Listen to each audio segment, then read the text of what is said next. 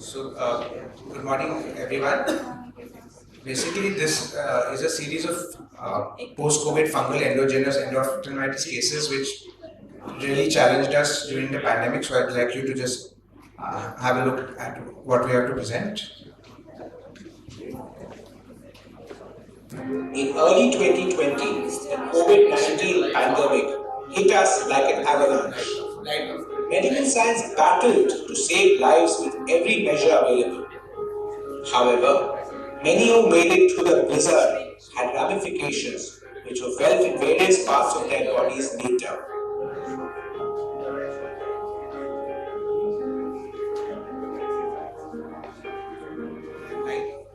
We present a series of patients who developed fungal endogenous endophthalmitis after ICU stay for severe COVID-19. Each of these was a challenge to manage, especially as they had been initially misdiagnosed due to the varied manifestations. This patient lost vision 2 weeks after discharge from the ICU and came to us with a total retinal detachment and inferior retinal abscess. During the vitrectomy, we removed fluffy white fungal clumps, debulked the inferior retinal abscess, and peeled the PBR membranes. Superinasally, the membranes were very tight. We dissected them bimanually with our forceps and the light pipe, and then trimmed them with a cutter. The retinoacetate and silicone oil was injected. The material removed from the retinal abscess grew Candida albicans. At the end of the surgery, we were surprised to find episcleral creamy white material, which we dissected and sent for histopathology. These turned out to be refractile crystals of a periocular transferrin acetonide steroid deposit. This patient was initially diagnosed as non-infectious uveitis and loaded with steroids of every form. We administered intensive antifungal therapy. The endophthalmitis cleared and the retina was stable post-operatively. The next case was a surgical challenge as he presented with a detached retina and a Jewish fungal granuloma behind the crystalline lens. Since the granuloma was very anterior, a lensectomy was performed. The retina was covered with white snowflake-like fungal elements. We dissected the nasal area of traction and then cauterized the granuloma. This portion needed a relaxing retinotomy to settle the retina. Once attached, laser was performed. Post-operatively, he is doing well. Our next case was diagnosed elsewhere as diabetic macular edema and was referred to us for anti-VEGF injections. We noted CMA on the OCT, but surprisingly found a yellowish creamy lesion superinasally in the fundus. We treated her with oral and topical voriconazole. The CMA resolved and vision improved. However, 4 months later, there was fibrosis in this area causing a tractional retinal detachment. We placed the belt buckle and tried to release the traction bimanually. Then we delineated the fungal granuloma with the cutter and cauterized its surface.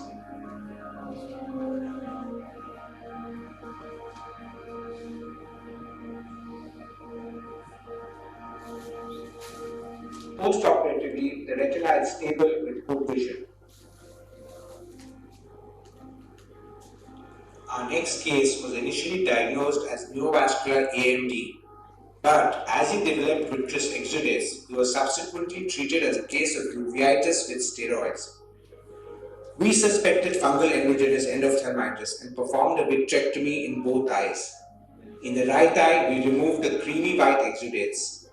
We noted a yellow fungal abscess at the posterior pole. In the left eye too, we removed the exudates from the vitreous cavity. Then we realized there was a small fungal abscess at the posterior pole along with 2 large subretinal fungal abscesses in the periphery. We cleared the vitreous cavity, did a fluid air exchange and put in silicone oil. The vitreous sample grew Candida albicans. Despite all our efforts, the left eye was lost. He was on oral and topical voriconazole for 9 months. The right eye was infection-free for 1 year when he presented to us with a hypopyon that again grew candida, and the eye worsened with a large fungal mass in the AC. He required a revitrectomy with IOL removal and oil injection. The retina is now stable, but this case makes us worried that the snowstorm can gather strength and attack us again. After weathering this fungal snowstorm, we felt it was important to spread this information to make the medical community aware of this issue. We made an infographic for all our medical colleagues. We also appeared on national television and a leading newspaper to spread caution about this and also promote rational use of steroids. But ours were not isolated cases, and more such cases were subsequently reported from across India, including a series of 33 eyes from South India. The Indian Journal of Ophthalmology published 2 editorials on this topic. So it seems we had only seen the tip of the iceberg. It is important to be aware of this entity and to have a high index of suspicion of endogenous fungal endophthalmitis in post-COVID patients who have been treated with systemic steroid. We recommend a fundus examination of patients on intensive steroid therapy for severe COVID-19, especially in those with any visual complaints.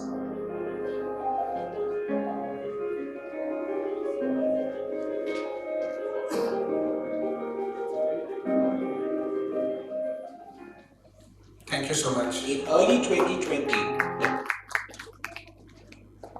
a video on morbid PDR.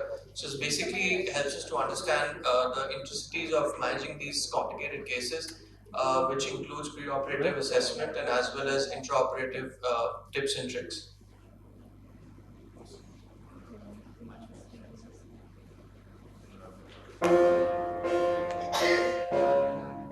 Managing PDR entails understanding PDR as a vascular vitreoretinopathy, and what differentiates it from PVR are the vascular nails or the vascular connections between the fibrous proliferation and the retina.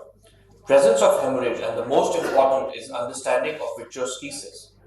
Vitreoschisis can be explained through this animation, where we understand the vitreous to be formed of the vitreous gel and the vitreous cortex.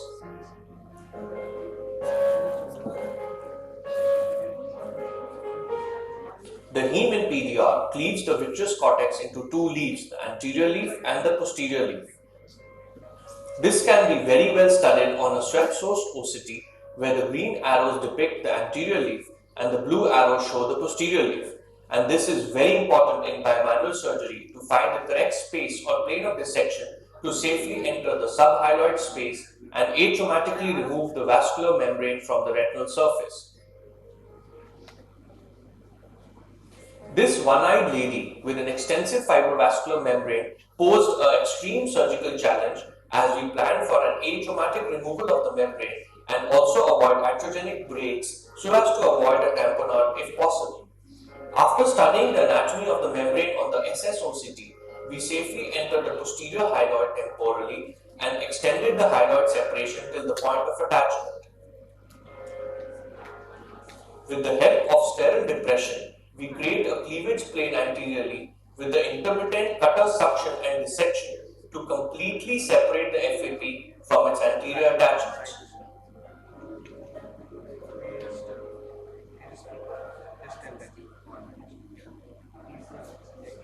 Bimanual surgery was then initiated in the right plane superiorly with the help of forceps and scissors. Very carefully, the vascular nails are identified and the membrane dissection proceeds. The membrane can be divided into smaller components with the cutter by carefully identifying and entering the available space. As we proceed posteriorly, the membrane is then removed from over the disc and the vascular nails are carefully handled. Bimanual dissection of the membrane continues as we work our way through in the nasal quadrant.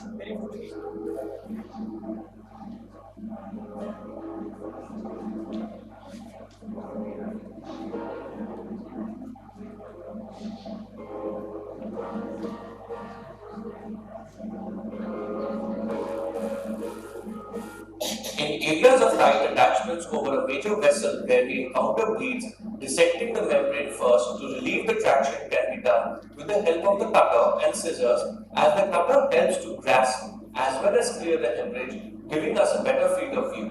Next, the bleeder is also identified by manually with the help of a suction catheter, which clears the field, and an endocautery is used to achieve hemostasis.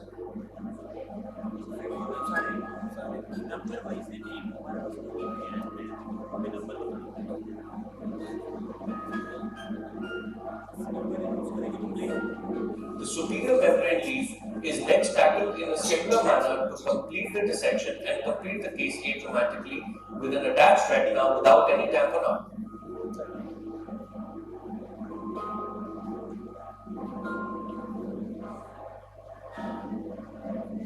In this case, we handle a combined detachment with an extensive membrane.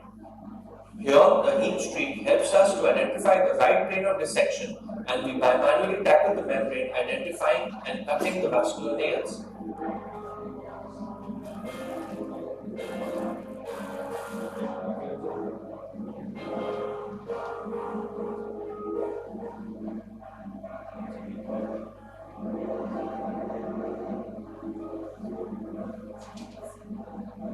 Very careful bimanual dissection helps to remove the membrane over the pre-existing break without increasing the retinotomy.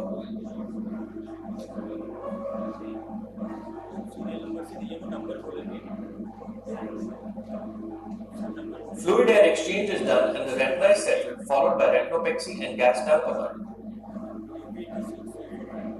In the third case, we describe the use of contact lens for a clear view of bimanually dissecting a very adherent and tight membrane over the retina with underlying subretinal heme.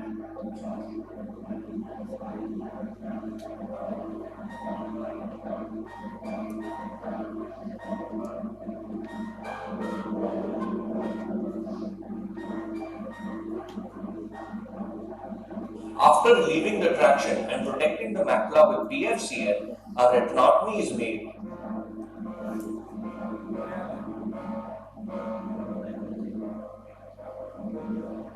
And again, by manual removal of the heme with the hand-in-hand technique with two forceps is done to achieve complete removal of the hemorrhage.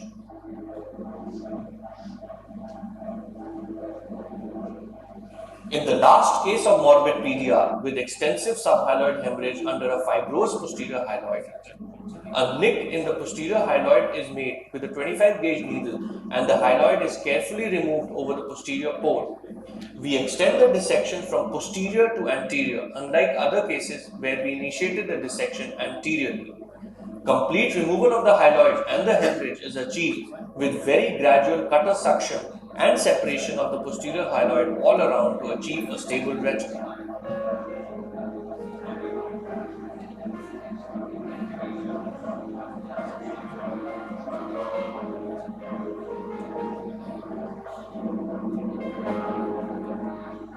Understanding vitrosthesis and identifying the plane of dissection preoperatively wherever possible, and being on the lookout for that area of separation or the cleavage plane to enter the hyaloid, along with careful removal of the membrane bimanually with the cutter and scissors or forceps scissors, becomes the backbone of bimanual membrane surgery for proliferative diabetic retinopathy.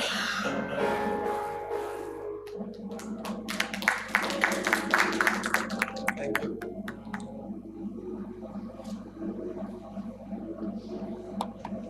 So preoperative anti-VEGF is what I usually use in most of the cases, and post-operatively wherever I don't use a tamponade, I do supplement with post-operative. Any experience of using plasmin in these cases to reduce the? Just one small observation, very nicely presented. But do you have some experience with bimanual dissection vis-a-vis a standalone 27 or 25 gauge under high mag, where you just need a cutter to basically do segmentation and delamination, and not exactly need two separate instruments?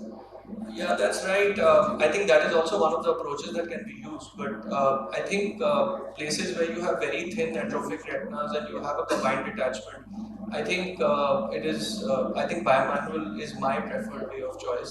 Secondly, I also feel that cases where you have a multi-layer vitreous cases, I think it is very difficult to kind of really go in the right plane till you don't pick it up with the other hand. And thirdly is that if you're not in the right plane, and especially in a so the first case which I showed, which was a one-eyed lady, I didn't want to use a tamponade just for the reasons that you don't know what you'll end up with, especially not oil. So in those cases, I think if you end up with a break, then I think it just changes the scenario of the surgery. So that ways I really feel that, especially in cases with multiple vitreous cases or a definite vitreous cases, I think bimanual would be the preferred way. So for your bimanual, you're using a single chandelier or a double chandelier? Single chandeliers with an assistant. With an assistant to kind of, yeah. Yeah. A set of small innovations in surgical retina for today's presentation. I'm Dr. Jayant.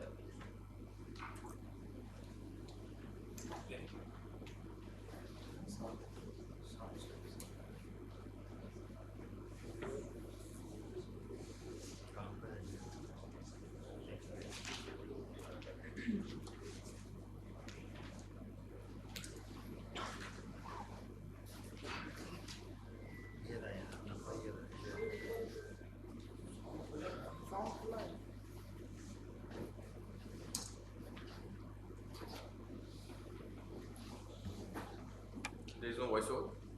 There's a voiceover. Small surgical innovations often go a big way in improving surgical outcome.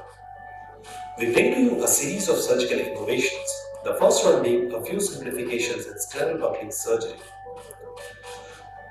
The problem of disparity between cord length and arc length often requires complex calculations and reference to tabular data, but the same can be overcome by cutting a small piece of the tire being used in the case and use it as an arc length marker. It helps in accurate localization of the site for scleral pocket in various quadrants. The second simplification is tying the tire and encircling band together with a temporary silk knot to help in convenient placement of the tire element. The temporary knot is later removed conveniently after taking mattress sutures. Next innovation is about a novel way for centration of IOL during VR surgery. Large PCR is often an accompaniment to vitreoretina surgery, sometimes resulting in sudden decentration of the IOL. Attempts to center the IOL with intraocular manipulations may fail, and our technique of repeated tapping over pars plana area with the broad base of trocar can help in perfect realignment of the IOL in such cases, as is evident in the post-operative day 1 image of this case. Bands using strum release and remove technique. In this technique, the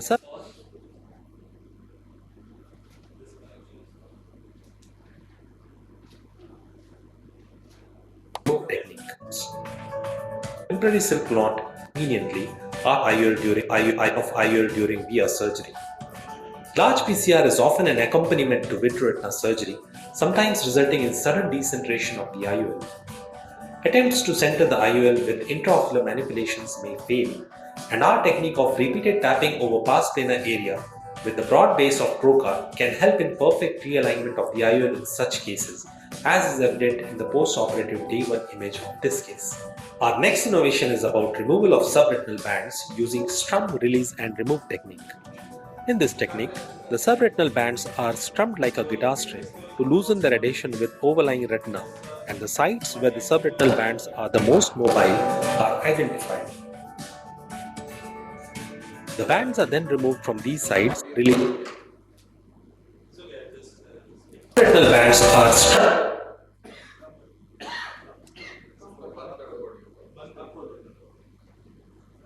of the IOL in such cases, as is evident in the post-operative day 1 image of this case. Our next innovation is about removal of subretinal bands using strum release and remove technique. In this technique, the subretinal bands are strummed like a guitar string to loosen their adhesion with overlying retina, and the sites where the subretinal bands are the most mobile are identified. The bands are then removed from these sites. Eventually, all bands can be removed and retina freely flattens with the use of PFCL as shown here. The fourth innovation is about effective use of ultra-low vacuum for trimming of ILM. A vacuum of 10 to 20 millimeters of mercury provides extreme safety for ILM trimming while doing inverse flap technique. And even inadvertent suction by cutter can simply be countered using micro-reflux, avoiding any flap loss as shown here. The next innovation is rudder technique for externalization of second haptic during SFIL. Just like changing the direction of rudder moves the entire boat in desired direction, the externalized first haptic of SFIL can be held and used like a rudder to change the position of the IOL and the trailing haptic in a manner such that the second haptic can be easily externalized even through small pupil.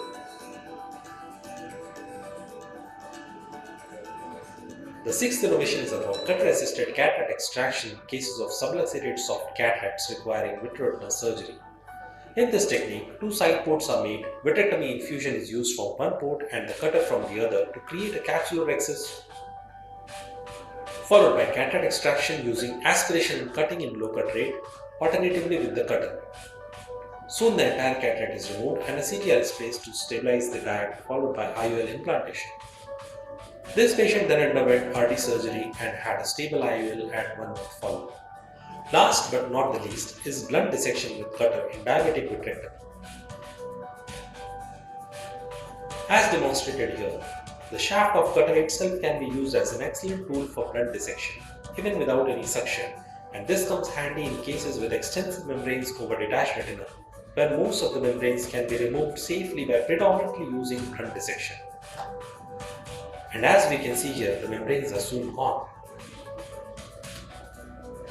Also, cutter can be screwed bluntly between membranes to effectively do segmentation with cutter mouth facing upwards. We thus hope that our rapid fire of innovations is found useful by our viewers. Thank you for watching this video.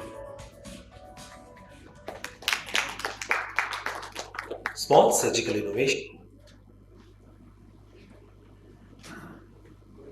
Two questions. One is, why did you not do a normal cataract surgery and use the cutter to do a... So in that case, Just a question. it was a subluxated severely and there was RD behind. So it was young patient, so they had to do it through Ayushman Bharat scheme.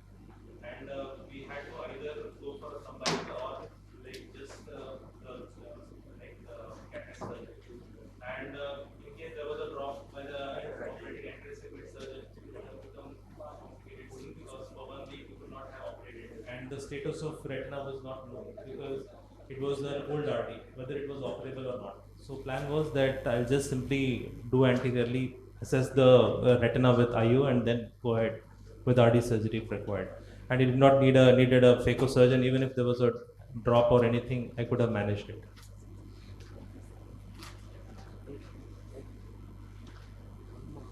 Okay, thank you, sir.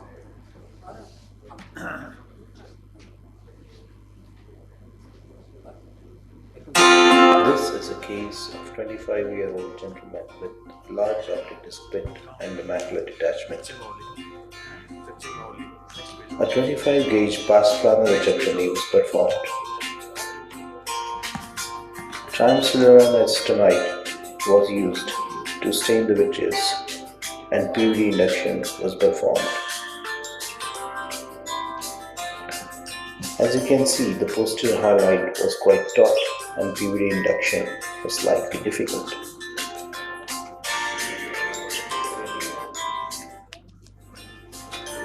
Once the PVD induction was achieved, core vitrectomy was performed and most of the vitreous was trimmed.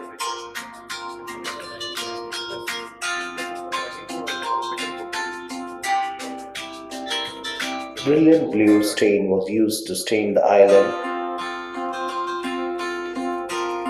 The stained ILM was peeled using 25-gauge ILM peeling forceps.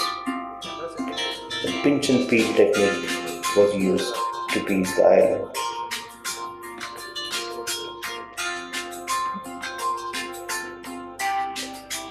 The peeled ILM was then placed on the optic nerve head. Care was taken. The ILM peel does not happen over the macular area.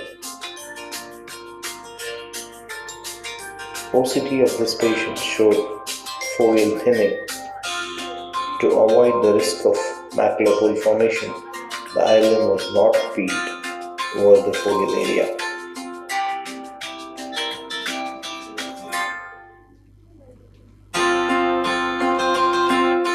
Then the iLM was placed over the optic disc area near the optic disc pit.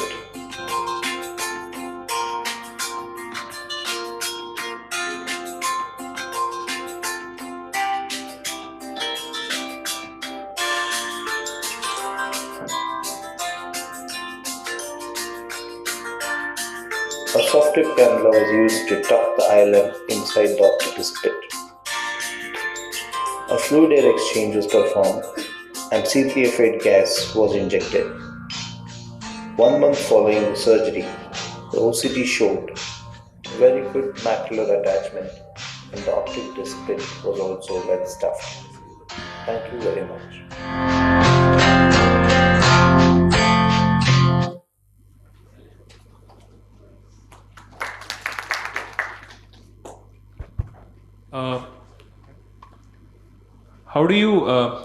How do you ensure FAX at the end of this? Do you tamponade or just leave it under the air? No, I did use C3F8 in this. C3F8. Okay. Basically, technically we were earlier using laser around the optic disc after the peeling, and we used to peel a complete iLM.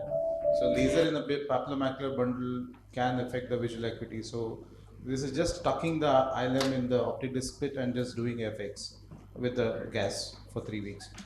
So the results have been consistent and it closes well, and it's been followed up quite more than a year now that there's nothing happened. Even OCT can image the pit very well that stuffed ILM is there, and visual acuity, functional recovery also is excellent in such cases. You know what, I was just telling, we all talk about stuffing ILM, stuffing scleral tissue. This is a question not to you but to everybody. What are we stuffing into?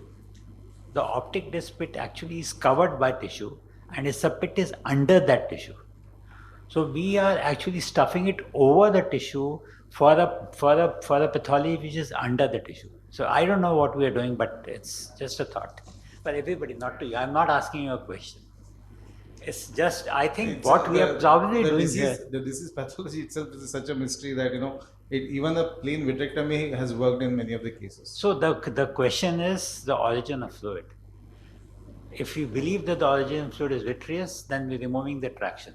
If you believe the origin of fluid is CSF, then it is something. The stuffing is just, we are probably psychologically helping ourselves to, I don't know, it's just a question. So eventually the fluid absorbs in most of the cases with a simple vitrectomy also. So what is the difference? Does it absorb fast? Or this is faster. In simple vitrectomy with gas, in my experience also few cases have not done well. Okay. Simple vitrectomy with the PVD induction and with the FAX, the fluid took really very long time or it did not absorb. Okay. In some cases just a laser around the pit also has worked. So I mean there is no large cases to comment on that. But this technique, definitely I've done 6-7 cases like this and all have been consistent with the result. So all those centers who have an intraopacity, it's my small suggestion. If you can blow up that if you can, or even pre-op, if you can demonstrate a small sieve, a sieve-like thing going right through, then this thing would work. Otherwise, to me, I think we have to find some other solution. But in the post-operative OCT, you can see. You can see post-operative OCT. You can see that. Yeah, I know, but so that means the pathology. That means there's a pumping mechanism which probably pulls the membrane towards it and closes it. Correct. But closes what? I've been asking questions. I don't know what it closes. Thank you. Of fluid and flap.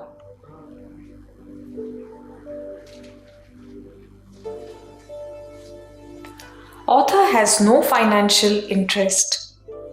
A 65-year-old lady presented with dimness of vision in both eyes. Best corrected visual acuity was 2/60 in right eye and 6/36 in the left eye. Fundus of right eye shows pigmented lesion at macula, while left eye shows whitish macular lesion with exudates. OCT right eye shows scarred CMVM. Left eye shows CMVM with cystoid edema and subretinal fluid. Left eye intravitreal anti-VEGF injections were started.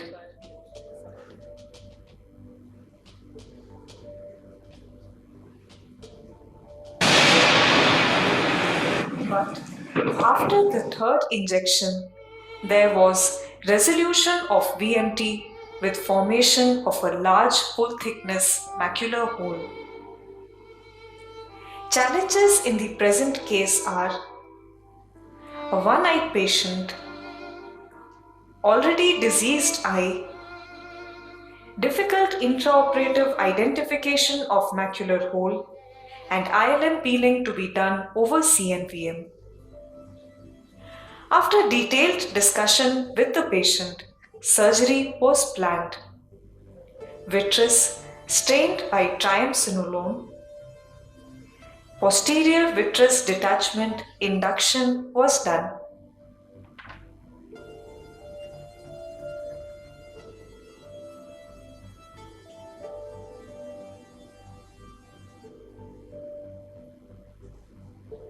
Vitrectomy completed. Brilliant blue dye injected. Internal limiting membrane peeling was initiated. The plan is to do an inverted ILM flap.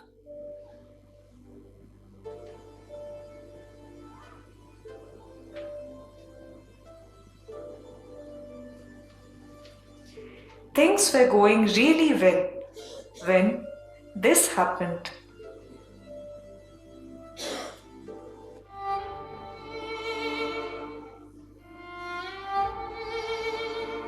The ILM flap got dislodged from the hole margin.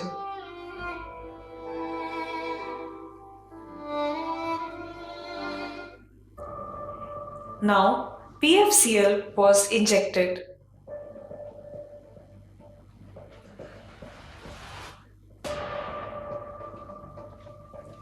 ILM free flap was made.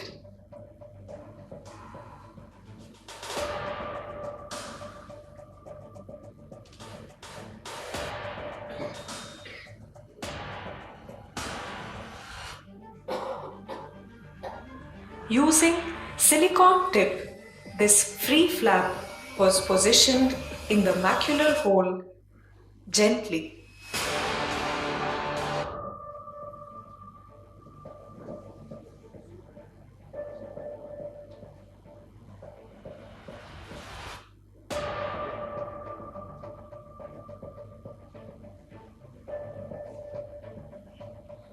PFCL was removed. Fluid air exchange performed.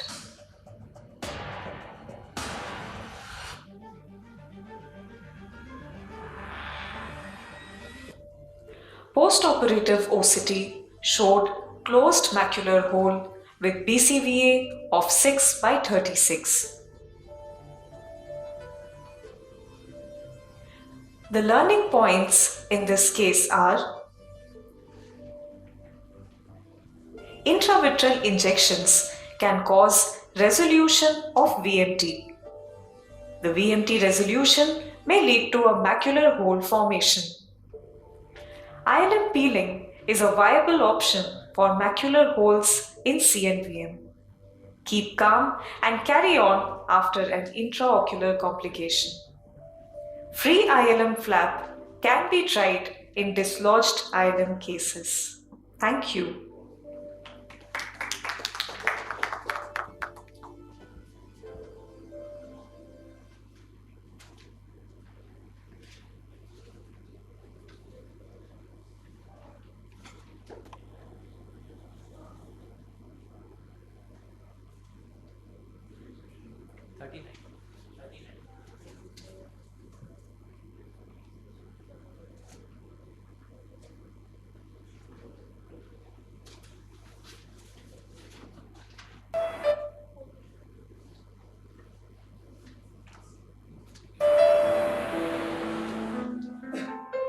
Hello everyone. In this video, I will be discussing about endoresection of large choroidal melanoma. This is a case of a 32-year-old gentleman who presented with complaints of seeing brownish shadow in his right eye for the past 1 month. On examination, nasal pigmented large choroidal mass with overlying hemorrhages with exudation was seen in his right eye. Left eye fundus was unremarkable. B-scan image showed a mass lesion with horizontal basal diameter of 11.5 mm and a vertical basal diameter of 9 mm. Based on clinical features and imaging findings, a diagnosis of choroidal melanoma with retinal invasion was made. Full body PET scan revealed no abnormal uptake elsewhere in the body. Considering young age and 20 by 20 visual acuity, patient was opined for options of enucleation as plaque therapy is not advisable in large tumors, and endoresection, though rare but done in certain cases as reported in literature. In this video, you can see novel endoresection of large choroidal melanoma. 3 ports are being made followed by core vitrectomy. PVD induction is being done here.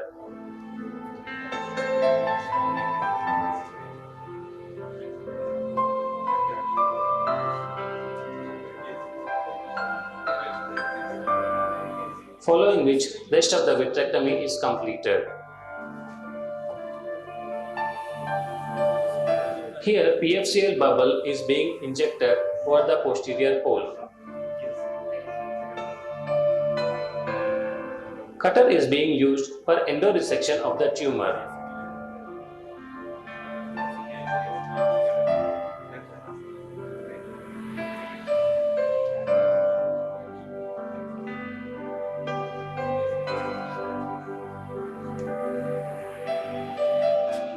You can see the tumor size is being reduced gradually.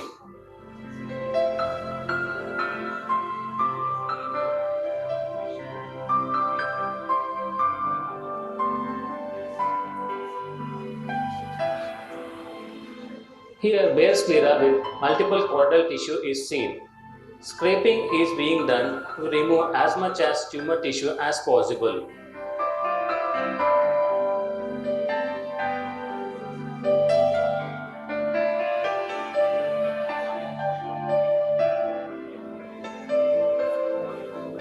Following this, fluid air exchange is being done.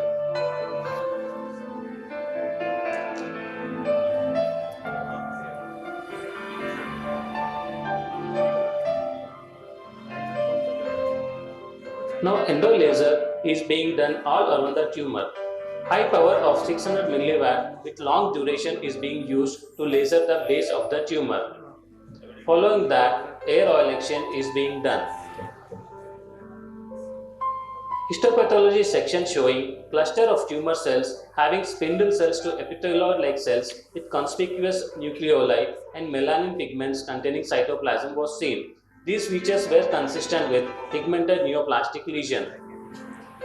This is a post-op day 1 fundus photo showing lasered tumor margins with bare sclera nasally. Visual acuity was 20 by 80 on post-op day 1.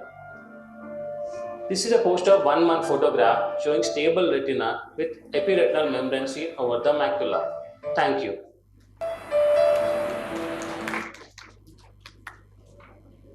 One question: why you select this is a primary treatment for this?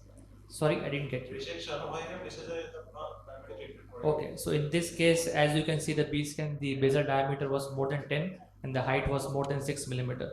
So the standard of care, what we do for choroidal melanoma, less than 6 millimeter height is plaque brachytherapy, but beyond 6 millimeter, the standard of care is enucleation. Because this patient was a young patient, 38 years old, he wanted to save his eye, so that's why we went ahead with a rare kind of treatment for large choroidal melanoma, that is surgical endoresection.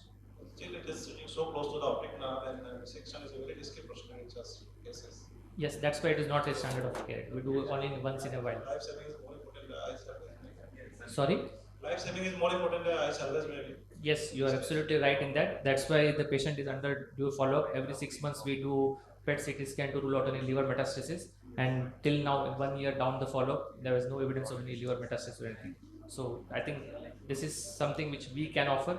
I am not saying that this is the standard of care, But yes, once in a while, if the patient do insist, do thorough counseling, we can do attempt for this kind of procedures. Any other case reports of endoresection of that size of melanoma in literature? Yes. And there is no risk of dissemination of the seeds. So they have done a kind of in American Journal of Ophthalmology, there is a prospective randomized trial between plaque brachytherapy and endoresection by Berkeley Tomato group, and they show there is no kind of increased incidence of metastasis as compared to plaque brachytherapy. So it all depends on the surgeon's skill, how they are competent, and understanding whether the patients understands what they are going to do with the surgery. How did you send the specimen? Like, was it the emulsified from the cutter you collected the sample for histopathology? Yes. So when we kind of doing endoresection, at that time only attached small syringe to the cutter and it did aspirate. So my diagnosis was confirmed. Because we are doing now endoresection, that's why we are sending it for histopathology. So the only concern that remains here, one is dissemination through the retinal vessels. Okay, so you took care of that by laser and all that. Another concern would be the port site. So we did cryo and all that. So you took all the care and you're doing follow-up. Yes. Excellent. Thank you. Sir, how do you make sure that there is no microscopic infiltration at the edge of that tumor? It's intraoperatively how to decide how much of resection needs to be done. So that's why. So it is very difficult to say that whether the margins of it is infiltrating under the retina or not. That's why we do a heavy laser burn on the base as well as at the surrounding the edge of the tumor. But I think over the time, this is my first case what I have done, but I think over the time once I learn and I could do more cases, I'll be much more competent enough to do sure that there is no microscopic invasion of the tumor cells are inside. But I think in future, even if we see some pigmented growth happening near the edge of the lesion, you can do a plaque brachytherapy at that time. So that can be a secondary procedure you can do as an adjuvant treatment. So this surgery, will it send a wrong message to the audience? Yes, so that's why I'm saying it is not the standard of care. No, you can't do that. I think same thing for retinoblastoma, for melanoma. I think endoresections are kind of contraindicated, but yes, that's something which we need to evolve, we need to learn, and if in future, but now we are seeing patients with retinoblastoma, also people are in Chinese group, they are doing a vitrectomy. So that's why. So you never know, might be 5 years down the line, this might be the line of treatment. So what is the follow-up now for this patient? 1 year. 1 year. My question, why didn't you try doing a barrage laser before endoresection, before plunging into the tumor? Because as you do it, so your red laser or green laser doesn't help to cure the choroidal melanoma. Only thing which helps is your transpupillary thermotherapy (TTT), and that too also shows only 50 to 60% chances of resolution of your flat lesions of choroidal melanoma. So this is a very high elevated lesion. When you plunge with the cutter, there is a lot of possibility of this. I understand. I agree. Especially this one is epithelioid type, is very bad prognosis. Yes, it is a worst prognosis. The only sorry. You didn't think of doing the barrage laser before starting surgery? So I did the review of literature. I did the review of literature as was been studied before from the American group. I did exactly the same thing what they have done until now. 4-5 rows of laser around. Wouldn't it have prevented dissemination? prophylactic barrage probably will help in preventing dissemination because you have coagulated all the retinal vessels before you went into the substance of the tumor. Because afterwards it's just a barrage for the retinectomy. But if we do it before, maybe. We don't know, but good option. Thank you.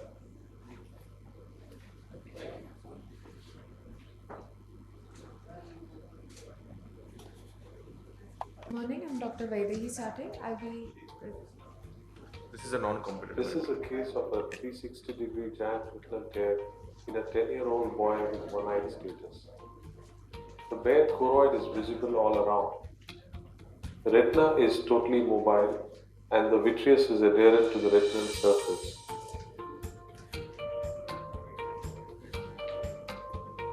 Triamcinolone is injected to help identify the attached hyaloid. PFCL heavy liquid is injected to open the folded retina. The PFCL instantly overflows. At this juncture, 25 gauge chandelier light is inserted at 12 o'clock to convert to bimanual surgery. In the left hand, a atraumatic instrument called massager is used whilst PFCL is re-injected to open the folded retina.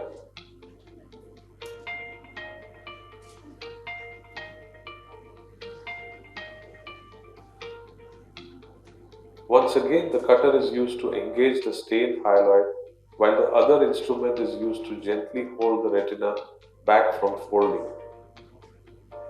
This is a true tug of war with the giant retinal tear.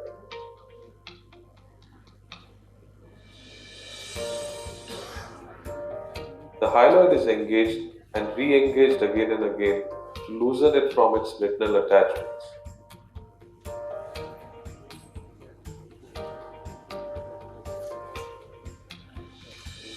However, once again the PFCL overflows during this maneuver.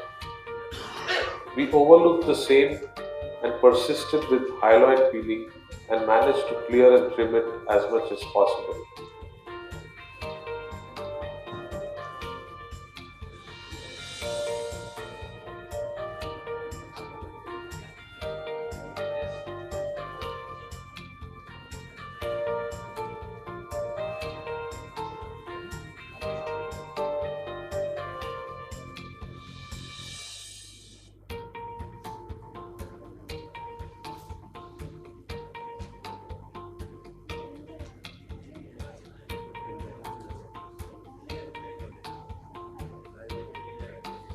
Once again, PFCL is refilled to open the folded retina.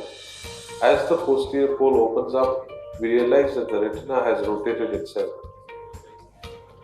We gently iron out the folds and rotate it to bring the macula back to its place. The edges of the tear are also unfolded. After this, endo laser is carried out on the margins of the tear and a few rows all around as well.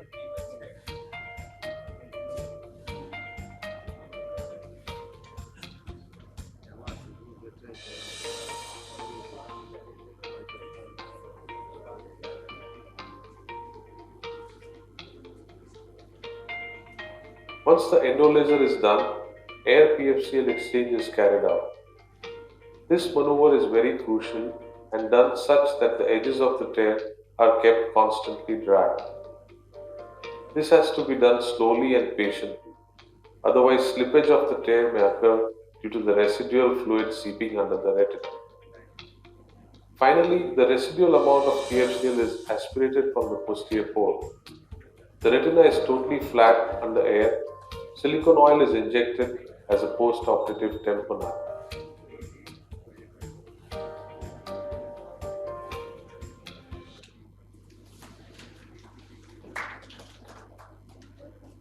What was the condition of the other eye? Sir, other eye was lost due to trauma. He'd suffered blunt trauma to the other eye. You were doing this laborious heroics. I won't attempt it. You were very, very good and normal. I won't attempt this. Thank you, sir.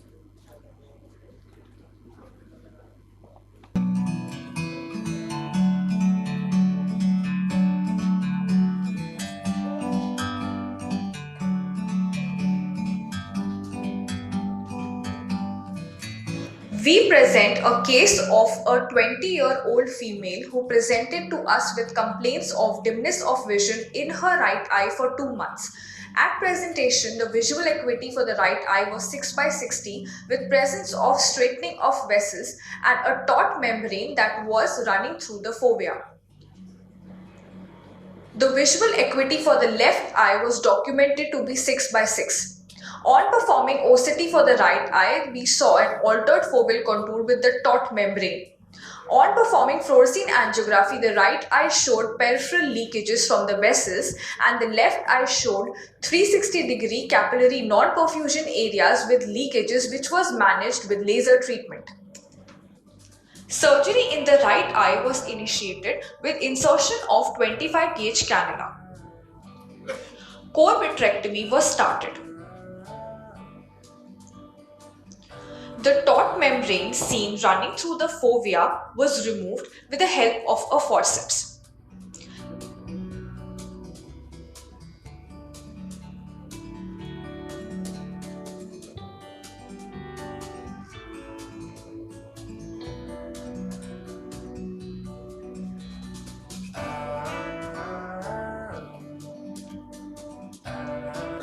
All membranes were removed, ensuring no strings left attached. A macular hole was encountered while removing the membrane.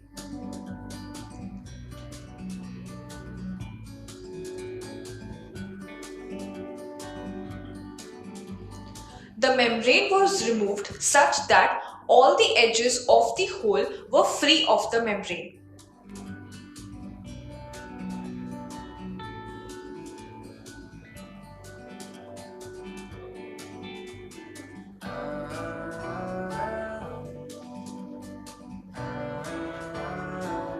Brilliant blue dye was injected, followed by ILM peeling.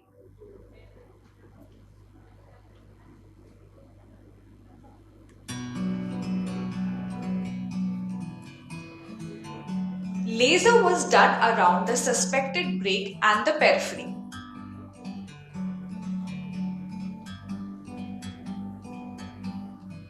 Cryotherapy was done at the periphery in the area of exudation.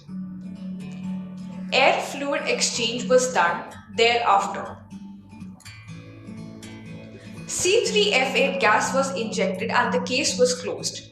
After 2 months, the retina was well settled with laser marks.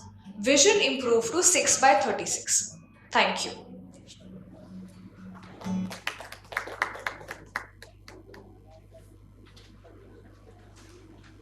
Did the hole close well? Yes. Post-op? Yes. Because there appeared to be some juxtafoveal traction at the end of surgery. So Yes, sir, but it was closed. And it was a large hole. Yes.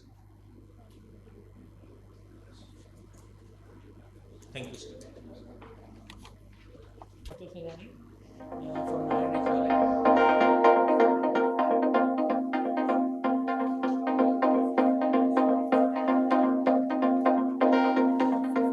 Fractional retinal detachment can prove to be challenging even to the most experienced and skilled surgeons.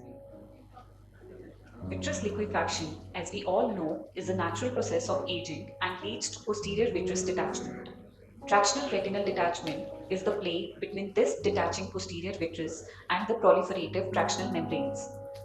Before planning the surgery, a thorough systemic evaluation of associated factors such as diabetes, hypertension, anemia, etc. plays an important role. The preoperative clinical examination helps us in identifying the extent and nature of the detachment, associated vitreous hemorrhage, subhyaloid hemorrhage, and the plane for proliferative pre-retinal membranes. These changes can be better appreciated on multicolor imaging.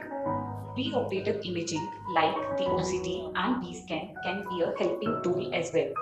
The preoperative OCT gives us the overview of the difficulties which we could face intraoperatively and also helps us in evaluating the planes of the tedious preretinal membranes.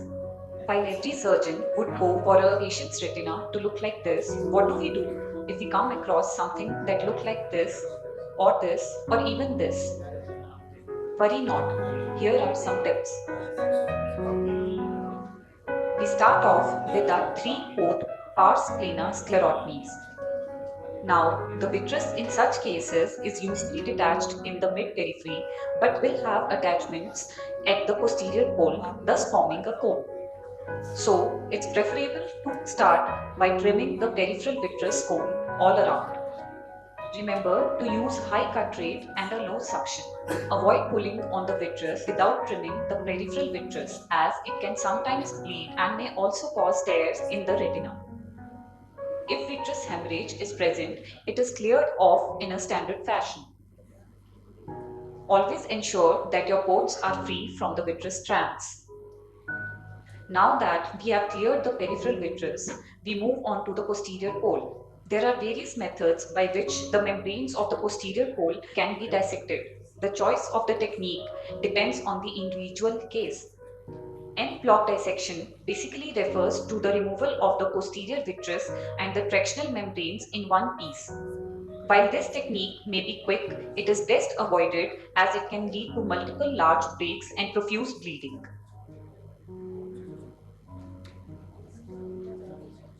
Segmentation refers to the breaking up of membranes and removing them piecemeal. Modern day cutters, which have their pods closer to the tip, facilitates this by creating a space between the membranes and the retina. In eyes, where membranes are firmly adherent, we switch over to segmentation scissors. By placing one blade below and one blade above the membrane, they can be divided. Delamination can be performed in several ways depending on how firmly the adhesions are to the underlying retina. So the membrane can be peeled with forceps, or even the cutter can be used as forceps to suction the edge and peel it. Some simple tools like MVR blade can also be helpful in dissecting the membranes. The bent tip of the MVR blade helps us to create a nick in taut hyaloid, gives access to the subhyaloid space. Also, the bent edges helps in cutting and peeling the tough membranes.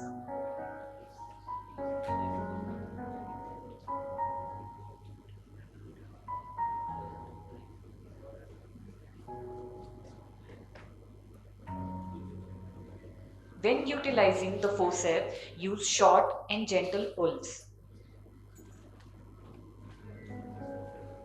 Avoid pulling aggressively as it may tear the already fragile retina. Use cutters carefully while dealing with flat proliferations. Because of their proximity to the retina, the risk of developing iatrogenic breaks are very high. Due to vascular nature of these membranes, bleeding is inevitable. Timely and judicious use of diathermy can prevent bleeding from going out of hand. In eyes with extensive membranes or those cases which take bad turn intraoperatively, bimanual surgery comes to the rescue. A fourth sclerotomy is made and a chandelier endoilluminator is inserted. Forceps are introduced through one of the superior ports and the edges of the membrane is lifted while the cutter or the scissors are used in the other hand to segment or delaminate the membrane. The forceps here are used to stabilize the membrane. One should remember not to pull with it or this may lead to tears. In densely adherent membranes, perfluorocarbon liquid may be injected to provide counter traction and flatten the retina, which can also help in hemostasis. Also, in selected cases, preoperative anti-VEGF can reduce the risk of bleeding intraoperatively. It is always better to peel internal limiting membrane wherever possible to ensure that the posterior pole is free of membranes.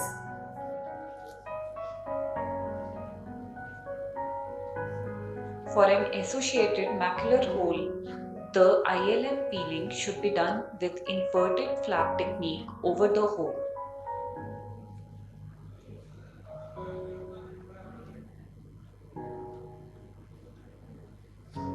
Sometimes the presence of the subretinal band could deter the reattachment of the retina and thus should be identified and removed in toto.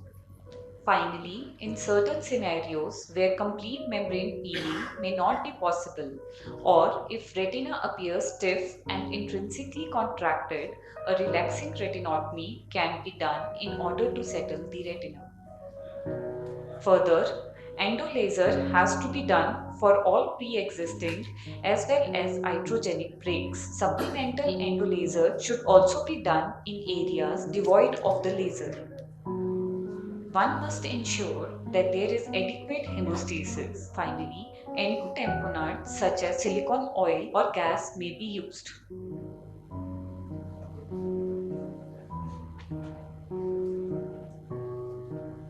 Keeping these points in mind, one can hope for a successful outcome even in the most challenging cases.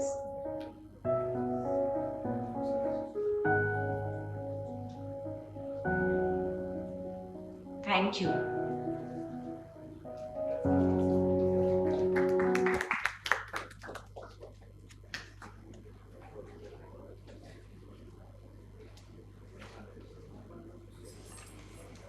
Excellent videos. Thank you. Do you have any questions?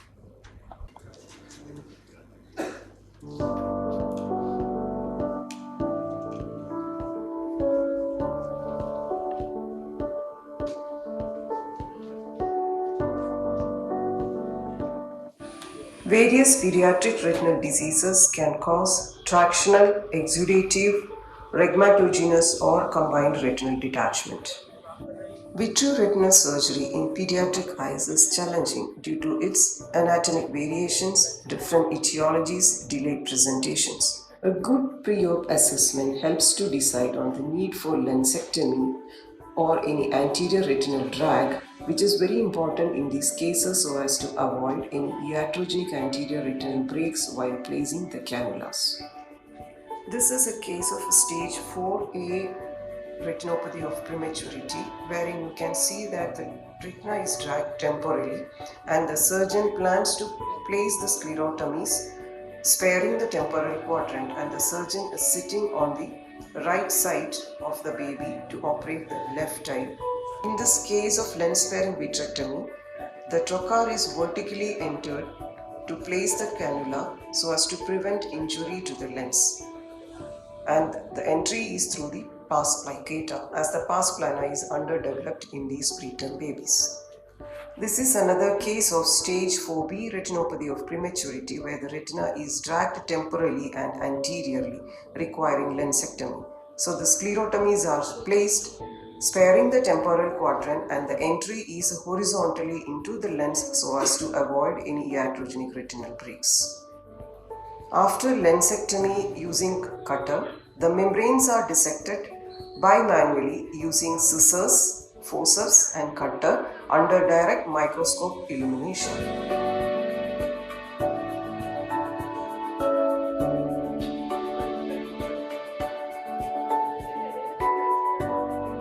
The aim of the surgery is to remove the membrane and release the vitreous traction. This case of a boy with stage 3B Coats disease with total retinal detachment.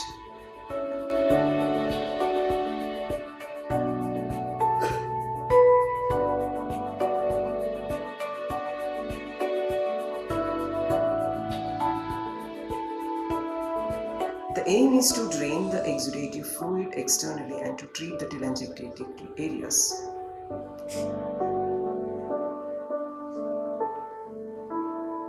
AC maintainer was used in the same quadrant of drainage in this case so as to avoid lenticular injury and to ensure near complete drainage of subretinal fluid.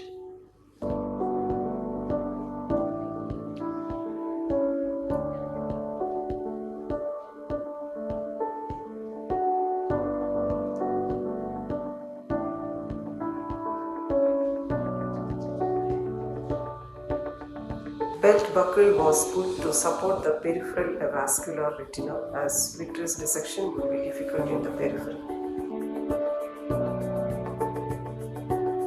It is important to identify the posterior hyaloid plane, as these cases may have associated vitreoskisis.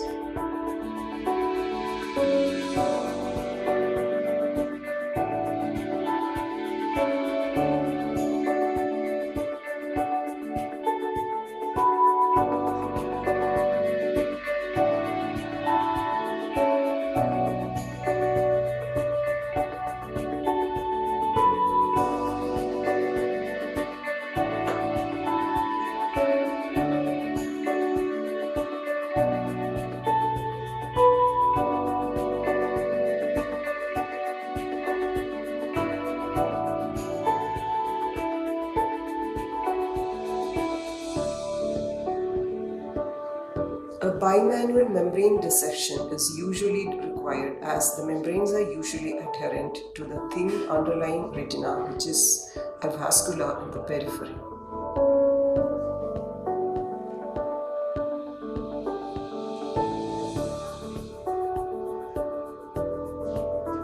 The anterior vitreous was carefully cut using the cutter. Hyothermy was applied to the vascular stalk before cutting under direct microscope visualization. And it is better to avoid pulling as it may cause peripheral traction and retinal breaks.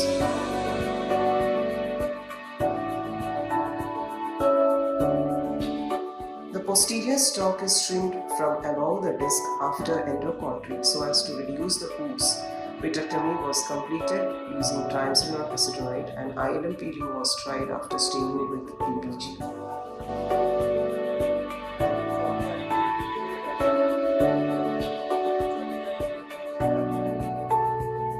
Peripheral retinal examination was done, which showed areas of nasal abnormal vitreous addition with small break, which was cryoned.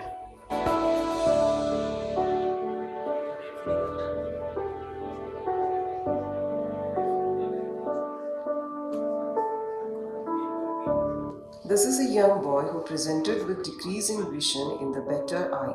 The examination showed a superior retinal detachment along with a retinoschisis. Triamcinolone acetonide vitrectomy is indicated in these cases as the vitreous is usually very adherent over the inner chassis wall. These cases are challenging because of the multiple retinal breaks which are usually sieve-like, which is seen in the outer retina. Drainage retinotomy, if required, should be done corresponding to the outer retinal break area so as to ensure complete drainage of the subretinal fluid, which is important to do barrage to all the outer retinal breaks. A laser uptake burns helps to identify if the retina is attached. Do remember these surgical pearls while operating on pediatric eyes.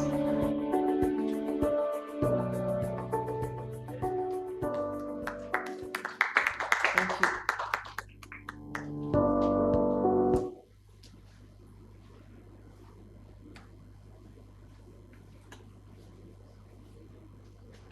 Very nice, Divya. Excellent presentation. Thanks. I'm Alok Sain from Sadhguru Netra Chikitsalaya Chitrakoot. So I'll be sharing my first experience with autologous stuffing of retina into the macular wall. Autologous retinal transplantation for recurrent retinal detachment with a large macular hole. Autologous retinal transplantation for large macular holes, although rarely done, has been reported with successful outcome. Macular hole with recurrent retinal detachment poses an additional surgical challenge.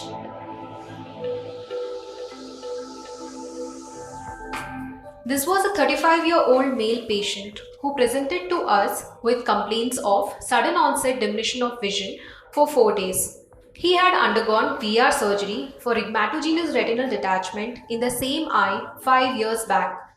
This time, the patient presented with a large macular hole of greater than 1 disc diameter and subtotal retinal detachment extending up to the peripheral laser scars and no identifiable peripheral retinal breaks. Since ILM was removed during the previous surgery, the patient was planned for autologous macular transplant surgery to achieve macular hole closure. A standard 25 gauge 3 pars planar ports were secured.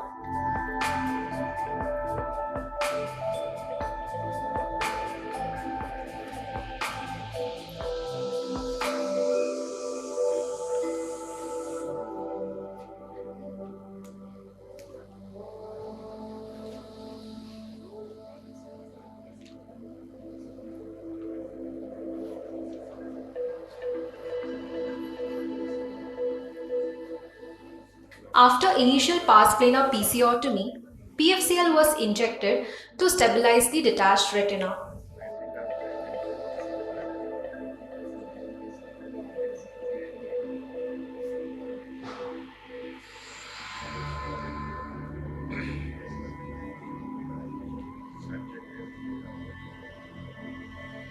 A retinal graft of approximately 1 disc diameter was harvested from the superior-nasal quadrant using vertical scissors. The size of the graft was intended to be larger than the size of the macular hole.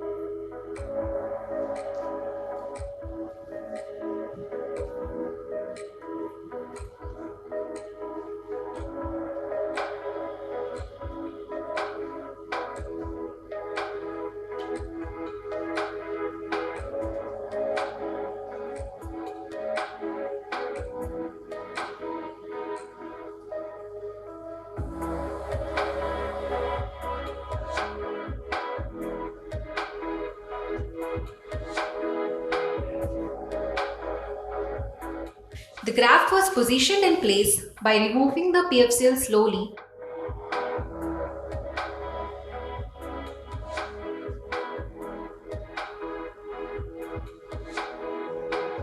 Once in position, PFCL was re-injected over the graft, taking care not to dislodge it again.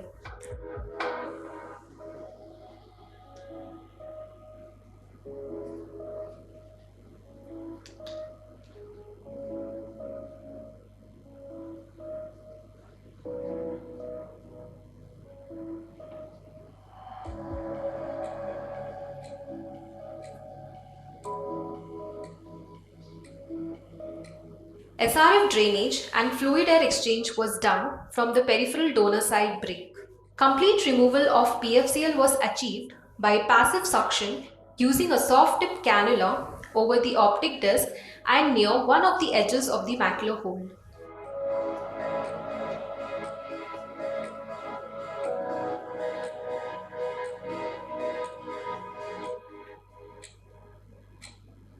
Endolaser was done in the donor area and a single row of 360-degree laser was done in the peripheral retina.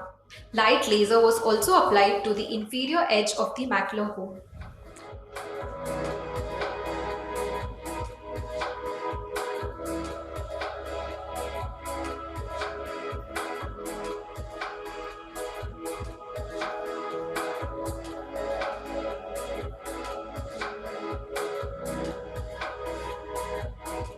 The case was closed after flushing the vitreous cavity with 10% C3F8 gas.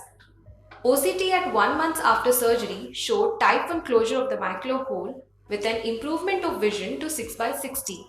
At 3 months follow-up, the retina was attached with a best corrected visual acuity of 6/24. The video highlights the effective use of autologous retinal transplant in a case of recurrent retinal detachment secondary to a large macular hole. Thank you. Excellent, Alok. Only one question. How did you manage to cut so well the retina without causing a drop of bleeding? No cautery, nothing. To be very frank, I was lucky it was the myopic eye, peripheral retina. Maybe that's the reason why it did not bleed. But frankly, I was just lucky. I decided not to cauterize just because I wanted the graft margins to be healthy. When you, yeah, no, I didn't. I didn't raise about that. But excellent. I wanted to learn a trick from you. Yeah, so tell me how much will it take for your surgical skills? Sorry? So I wish I had the surgical skills like you. No, sir, it is. But I have a question here. Yes, sir. If you just did a light barrage around that macula hole, would that have sufficed? So actually, I was not sure whether I was, because this was my first attempt in doing something like that. I've never stuffed a macular hole with autologous retina, leave apart a detached retina. So I thought if my first intention was to reattach the retina, because I thought it is because of the macular hole. So I just applied a light laser to the edge. To my surprise, the graft stuck. It is sometimes post-operative period also is sometimes surprising. So that is what I just wanted to share. But frankly speaking, I had no previous experience of using autologous macular transplant before this case. And it was an afterthought when I took up the patient in the OT that I decided to put a autologous graft rather than pre-operative. Second question is, how do you synchronize the music? That goes to my fellow Dr. Jayanti. She helped me out with my video editing and the voice overlay. Thank you. Do you think that the aspiration of PFCL is necessary to place the graft? You can just slide it under the That is what PFCL I also. thought, because I didn't want the graft and like to overturn, and it was difficult to push the graft under the PFCL. So I thought that if I remove the PFCL, the graft automatically goes behind and slides over the. But there is a risk of dislocation under fluid, right? It can flutter and go. So the thing is with these with PFCL, sometimes the retina gets attached because of the capillary action itself. So many a times, even when we put a PFCL otherwise in a detached retina, it remains attached once you remove the PFCL. So that was the thought of removing the PFCL and then placing it over the graft so that the graft remains stable. Thank you. Good morning, everyone. I am Dr. John Davis Akra, and this is my video on the foldable fundoscope. Pocket Foldable Fundoscope, a revolutionary, affordable, ultra-portable smartphone retinal camera.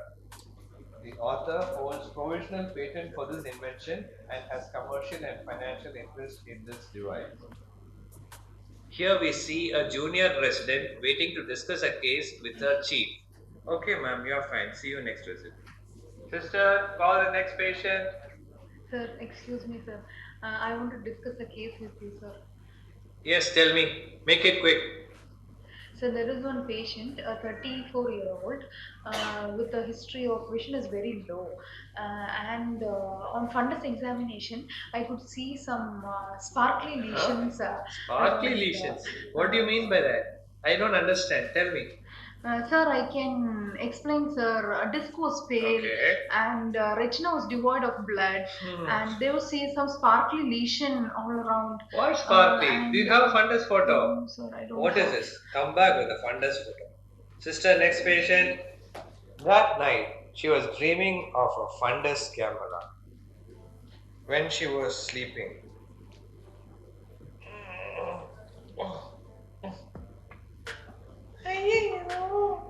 I should get a portable fundus camera.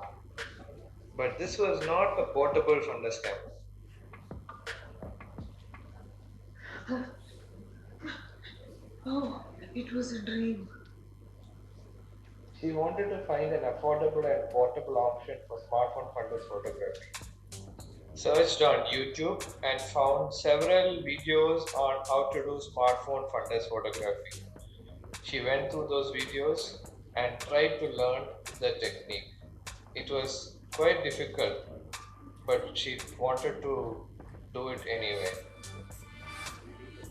After learning the techniques, she wanted to try it in the OPD. Next day in the OPD, she was trying to do smartphone fundus photography. She asked the patient to look at her ear and put the lens in one hand and the smartphone in the other hand. She tried to do everything that she had learned from the YouTube videos.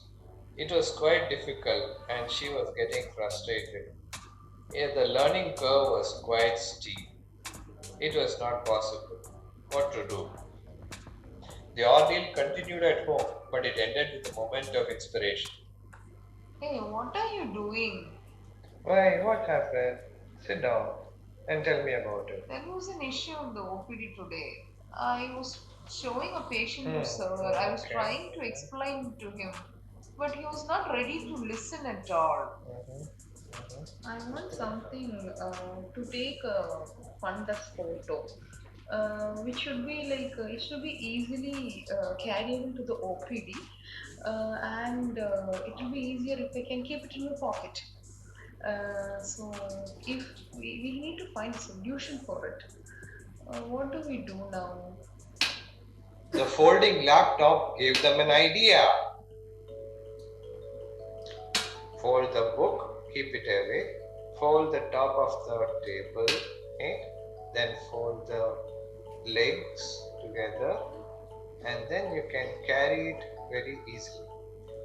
Lift the baby out of the baby chair, fold it again, and then you can carry it and store it.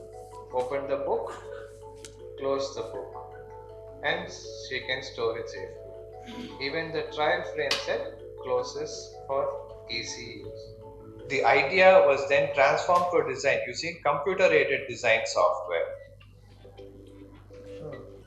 How does this look? See? It looks good. This looks good. The design was made on FreeCAD software, meticulously designed part by part. FreeCAD software. This is the lens folding part of the adapter with its cover, and then there is the base which forms the rest of the cover, and then we have the rest of the lens folding part, and then we have the joint and the gap for that, and then this is the part which holds the smartphone together. So this is the completed diagram for the foldable fundascope, Yonda's foldable fundascope. This 3D CAD design is then sent for 3D printing. From design to physical object, the magic of 3D printing. Smartphone and the fundus camera fits in your pocket. So it is as simple as putting it inside your shirt pocket. Take it out and opening it is like this. You open it once, open it twice, and then open this. And the smartphone fits onto it magnetically. And then you can take fundus photos like this. After you are done, you can remove your phone, fold the lens back into the case, and then it folds into it and folds into it, as simple as that. So this is Jonda's foldable fundus camera. Once again, these are the parts of the pocket fundoscope, the 20D lens, the lens case, the folding joint, and the smartphone attachment. Next, on to real world testing, taking fundus photo of a patient. The fundus camera is opened up like this, and the smartphone with the flashlight on, and the patient is asked to look at the ear. The camera is in video mode, the flash on, and then it is kept like this to take fundus photos. The video can be recorded and then screen captured to take specific fundus photos from it later. This can be used for printing. Here are the images captured from the smartphone fundus camera, the pocket fundoscope. And this is the edited image which can be printed for the patient. These are some other images captured with the foldable fundoscope. Note the small reflections of the flashlight on the lens. These are some other fundus photographs from the same device. And these are some more fundus photographs. The left side image is from a desktop conventional fundus camera, and the right side is from the foldable fundoscope. The area of coverage is less on the foldable fundoscope. It is low cost, ultra portable smartphone fundus camera, and it is perfect for all cost conscious ophthalmologists, especially postgraduate residents and fellows. It can be used for patients on bedside referral also, and acts as a case for the 20 diopter lens. Thanks to guidance from ophthalmic innovators such as Dr. Suven Bhattacharya, Ashish Sharma, and Dr. Biju Raju for this. Future plans involve completing the patent process, crowdfunding, industrial manufacturing, online and offsite sales, and worldwide sales.